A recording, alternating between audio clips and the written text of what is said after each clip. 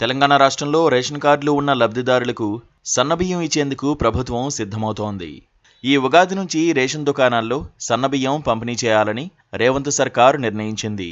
సూర్యాపేట జిల్లాలో సీఎం రేవంత్ ఈ పథకాన్ని లాంఛనంగా ప్రారంభించనున్నారు. ఏప్రిల్ 1 నుంచి రాష్ట్రంలోని అన్ని రేషన్ షాపుల్లో సన్నబియ్యం ఇవ్వనున్నట్లు పౌర సరఫరాల శాఖ వర్గాలు వెల్లడించాయి. ఇందుకోసం గోదాముల్లో సన్నబియ్యం సిద్ధంగా ఉన్నట్లు అధికార వర్గాలు తెలిపాయి. ప్రస్తుతం నిల్వ ఉన్న బియ్యం రానున్న 4 నెలల కాలానికి సరిపోతాయని అంచనా వేస్తున్నారు. ఈ ఖరీఫ్ సీజన్లో రైతుల నుంచి తెలంగాణ పౌర సరఫరాల శాఖ మొత్తం 53.95 లక్షల టన్నుల వరి ధాన్యాన్ని కొనుగోలు చేసింది. కొనుగోలు చేసిన వడ్లను మిల్లర్లకు కేటాయించారు.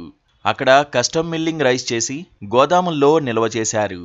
గతంలో కంటే ఈసారి ప్రభుత్వ కొనుగోలు కేంద్రాలకు సన్నవడ్లు అధిక పరిమాణంలో వచ్చినట్లు ప్రభుత్వ వర్గాలు వెల్లడించాయి. సన్న, దొడ్డు వడ్లను వేరువేరుగా నిల్వ చేసిన పౌర సరఫరాల అధికారులు వాటిని మిల్లింగ్ చేయించారు. రేషన్ కార్డుదారులకు పంపిణీ చేసేందుకు రేవంత్ ప్రభుత్వం ఈ సన్న బియ్యాన్ని తీసుకుంటోంది.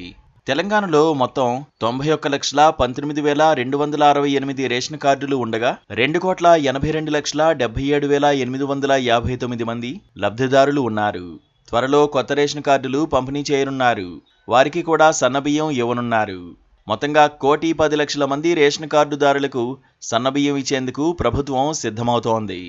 ప్రస్తుతం రేషన్ కార్డుపై రేషన్ దుకాణాల్లో దొడ్డు బియ్యం ఇస్తున్నారు. పేదలు మాత్రమే వాటిని తింటున్నారు. పండగల సమయంలో లేదా బంధువులు వస్తే దుకాణానికి వెళ్లి సన్నబియ్యం కొనుక్కుని తింటున్నారు. స్తోమత కలిగిన మరికొందరు లావు బియ్యం తినలేక వాటిని ఎంతో కొంతకు అమ్మి సన్నబియ్యం కొనుక్కుంటున్నారు. ఇలా లావు బియ్యాన్ని పెద్ద మొత్తంలో కొని అక్రమంగా ఇతర రాష్ట్రాలకు తరలిస్తున్న వారు ఉన్నారు. ఇక్కడే రకరకాల వ్యాపారాలకు వాడుతున్న వారు ఉన్నారు. అలాంటి వ్యాపారాలు కూడా అరికట్టబడతాయి అనుకోవచ్చు.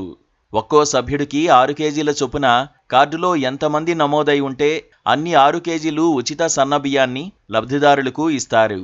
Please subscribe to KTV Telugu. KTV Telugu KTV Telugu channel.